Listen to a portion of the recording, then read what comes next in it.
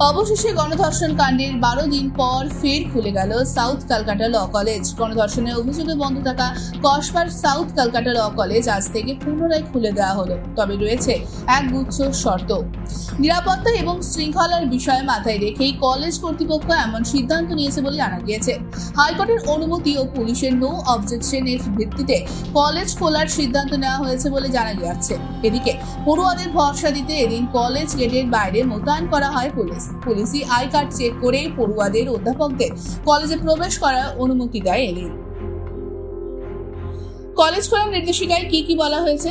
সোমবার অর্থাৎ আজ কলেজ খোলা থাকবে সকাল 8টা থেকে দুপুর 2টো পর্যন্ত। প্রথম সেমিস্টারের ফর্ম ফিল আপ করা হবে সকাল 10টা থেকে দুপুর 12টা পর্যন্ত।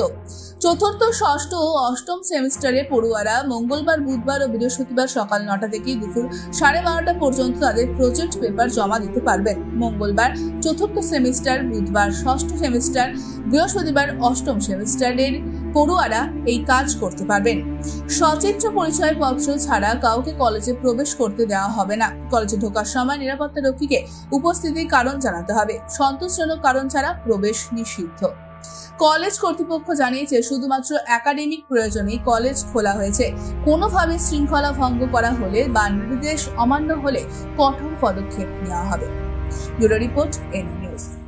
আরও খবরের আপডেট পেতে সাবস্ক্রাইব করুন আমাদের ইউটিউব চ্যানেলটি আর বেল আইকনে ক্লিক করুন নোটিফিকেশনস পেতে।